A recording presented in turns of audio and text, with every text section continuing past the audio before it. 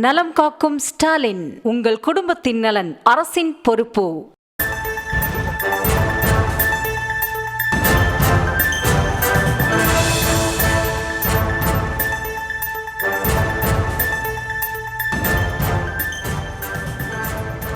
அண்மை செய்தியை பார்த்து வருகிறோம். புதுச்சேரி அருகே சுண்ணாம்புப்பாறு படகு குழாம் செல்லும் சாலையில் பைக் மீது கார் மோதி ஏற்பட்ட விபத்தில் நீரில் மூழ்கி ஒருவர் பலியாக இருக்கிறார். கூடுதல் விவரங்களோடு இணைகிறார் எமது செய்தியாளர் கிருஷ்ணா. கிருஷ்ணா, வணக்கம். இந்த விபத்து எப்படி நடந்தது? முழு விவரங்கள். புதுச்சேரி கடலூர் சாலையில் சுண்ணாம்பாறு என்ற பகுதியில் சங்கராபரணி ஆறானது செல்கிறது.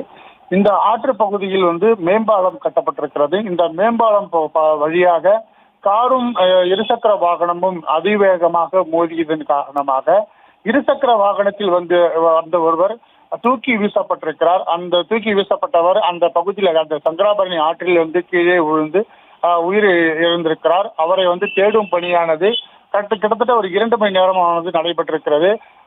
புதுச்சேரி தீயணைப்பு துறையினர் தகவல் கொடுக்கப்பட்டு அந்த பகுதிக்கு படகு மூலம் அந்த ஆற்று பகுதியில் 2 மணி நேரமாக தேடி அந்த உடலானது எடுக்கப்பட்டிருக்கிறது. இந்த உடல் எடுக்கப்பட்டதை தொடர்ந்து அந்த பகுதியில் மிகப்பெரிய போக்குவரத்து பாதிப்பு ஏற்பட்டிருக்கிறது. கிட்டத்தட்ட ஒரு 10 கிலோமீட்டருக்கு தூரம் மேலாக இந்த போக்குவரத்து பாதிப்பானது ஏற்பட்டிருக்கிறது. தவளக்குப்பம் பகுதியில் இருந்து மரப்பாலம் வரை இருக்கக்கூடிய இந்த பகுதியில் கடுமையான போக்குவரத்து நெரிசல் ஏற்பட்டிருக்கிறது. ஏனென்றால் மாலை நேரம் என்பதால் பள்ளி வாகனங்கள் மற்றும் வேலை விட்டு வீட்டுக்கு செல்லக்கூடிய நபர்கள் என அனைவரும் இந்த பகுதிக்கு செல்லக்கூடியது என்பதால் இந்த பாலம் பகுதியில் தற்போது அந்த போக்குவரத்து காணப்பட்டிருக்கிறது. அதனுடைய கழுகு பார்வை காட்சி தான் தற்போது நம்ம பார்த்து இருக்கிறோம்.